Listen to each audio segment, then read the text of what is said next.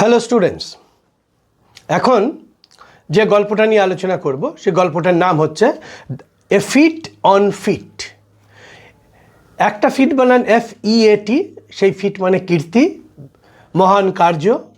আর FWT fit মানে হচ্ছে পায়ের পাতা, প্লুরাল সিঙ্গুলার নাম্বারে ফুট, প্লুরাল নাম্বারে feet. A feet on feet, পায়ের ওপরে যে মহান কার্য, মানে পায়ের দ্বারা যে কাজ হয়েছে সেই মহান কীর্তির কথা এখানে বলা হবে। কাদের নিয়ে বলা হবে? সেই বিখ্যাত মানুষ এডমান্ড হিলারি এবং তেনজিং নোরগে, যারা প্রথম এভারেস্টে উঠেছিলেন। Edmund Hillary and Tenzing Norgay were part of the British expedition to Mount Everest in 1953. 1953 সালে যে ব্রিটিশ যে পর্বতারোহী দল মাউন্ট এভারেস্ট উঠেছিল, সেই দলে তারা দুজনে ছিলেন। Colonel John Hunt led the expedition. Colonel John Hunt বলে আরেকজন পর্বতারোহী, তিনি এই পর্বত আরোহণকে তিনি নেতৃত্ব দিয়েছিলেন। Hunt selected a team of people. Hunt একদল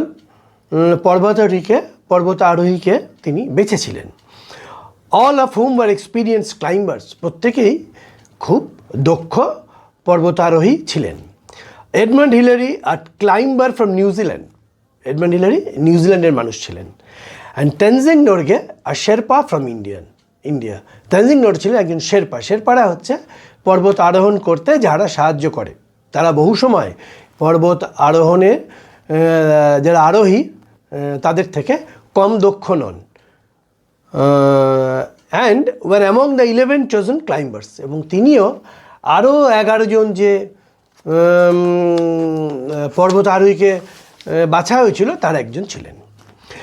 after of month planning the team began to climb. প্রায় 1 মাস নানা রকম পরিকল্পনা করে দলটা যাত্রা শুরু করলো। Out of all the climbers on the expedition only 4 would get a chance to make an attempt to reach the summit. এই যে 11 জনকে বেঁচেছিলেন তার মধ্যে থেকে মাত্র 4 জন কিন্তু মাউন্ট এভারেস্ট ওঠার সুযোগ পাবে। মানে এই 11 জনের মধ্যে আবার 4 জনকে বাছা হবে যারা সব থেকে যোগ্য। সামিট হচ্ছে মাউন্ট এভারেস্টের সর্বোচ্চ শৃঙ্গকে বলা হচ্ছে সামিট। আর এক্সপিডিশনের মানে হচ্ছে অর্গানাইজ জার্নি উইথ পারপাস। বিশেষ উদ্দেশ্য নিয়ে যখন কোনো ভ্রমণ করা হয়, এখানে মাউন্ট এভারেস্টে আরোহণ করা হবে, সেই জন্য একে এক্সপিডিশন বলা হয়েছে। এক্সপিডিশনকে রোমাঞ্চকর ভ্রমণও বলা হয়। Hunt the team leader selected 2 teams of climbers. Hunt যিনি নেতা ছিলেন, 2টো দল তৈরি করলেন, পর্বত আরোহণের 2টো দল তৈরি করলেন। The first team included Tom Bourdillon and Charles Evan, while Edmund Hillary and Tenzing Norgay made up of the second team. প্রথম দলে ছিলেন টম বোর্ডিলন বলে একজন এবং চার্লস ইভান্স। আর দ্বিতীয় দলে Edmund Hillary and Tenzing Norgay. The first team left on May 26, 1953 to reach the summit of Mount Everest. প্রথম দলটা 1953 সালের 26শে মে যাত্রা শুরু করেছিল মাউন্ট এভারেস্টে পৌঁছানোর জন্য। The 2 men made up it to about 300 feet short of the summit till the highest any woman being had yet reached. কিন্তু ওই দুজন মাউন্ট এভারেস্টের থেকে 300 মিটার দূরে থেমে গেছিলেন। তবুও এই 300 মিটার নিচে যে থেমে গেছিলেন এটাও ছিল তখন অবধি উচ্চতম পর্বতারোহণ। They were force to turn back after they encountered bad weather. এবং খারাপ আবহাওয়ার জন্য তারা বাধ্য হয় নিচে নেমে চলে আসতে।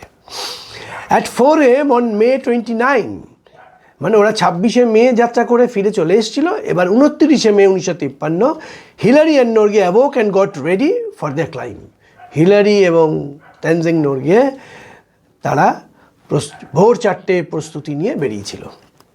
Hillary discover that his boots had frozen and spend 2 hours defrosting them.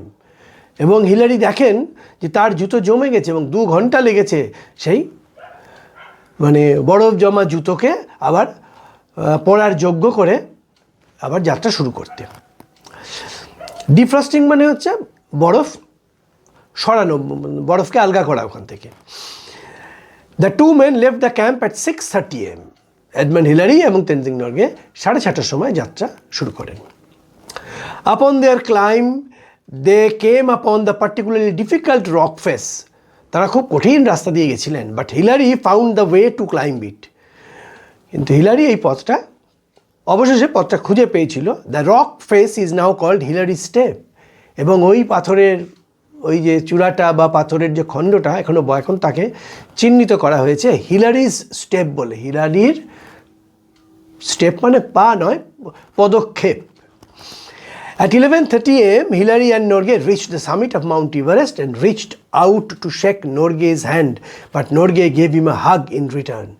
11:30 Edmund Hillary এবং তেনজিং নরগে মাউন্ট এভারেস্টের সর্বোচ্চ শৃঙ্গে উঠে গেলেন এবং দুজনকে হাত নাড়লেন, কিন্তু নরগে গেভ হিম আ হাগ, কিন্তু তেনজিং নরগে জড়িয়ে ধরল ইন রিটার্ন এডমন্ড হিলারিকে। The two men enjoyed only 15 minutes at the top of the world because of their low oxygen supply. এই দুজন ওই মাউন্ট এভারেস্টের ওপরে ওই অত হাজার ফিট ওপরে তারা অক্সিজেনের অভাবে বেশিক্ষণ থাকতে পারেনি, মাত্র 15 মিনিট ছিল। They spend their time taking photographs and enjoying the view. এবং তারা সেই 15 মিনিটে ছবি তুলেছিলেন এবং সেই মুহূর্তটাকে উপভোগ করেছিলেন। They spent their time taking photographs and enjoying the views. Norgay placed a food offering to God. Norgay ঈশ্বরের জন্য কিছু খাবার রেখে এসেছিলেন। When their 15 minutes were up, যখন 15 মিনিট হয়ে গেছে, Hillary and Norgay made their way back down the mountain.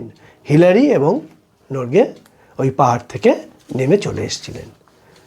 এটা আসলে পৃথিবীতে এনারাই হচ্ছেন প্রথম এডমন্ড হিলারি এবং তেনজিং নরগে যারা এতে মাউন্ট এভারেস্টের সর্বোচ্চ শৃঙ্গে উঠেছিলেন। হ্যাঁ, এবং তারপরে বহু লোক উঠেছে।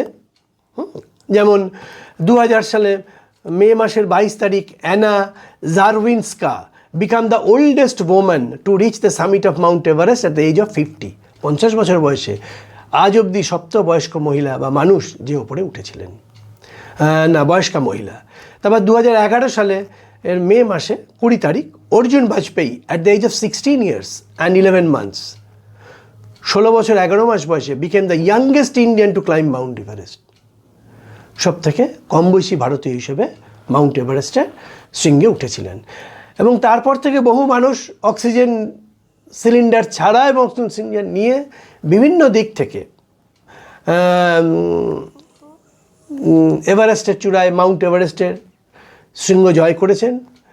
বহু মানুষ জয় করতে গিয়ে মারা গেছেন, কিন্তু এটা একটা রোমাঞ্চকর এবং রোমহর্ষক পর্বতারোহণ যা মানুষকে আজ অবধি, সেই 1953 সালের প্রথম এডমন্ড হিলারি এবং তেনজিং নরগে যে ওইখানে পা রেখেছিলেন, তারপর থেকে আজও মানুষকে মাউন্ট এভারেস্ট মানুষকে আহ্বান জানাচ্ছে এবং মানুষ এই রোমাঞ্চকর এবং রোমহর্ষক পথ দিয়ে মাউন্ট এভারেস্ট জয় করছে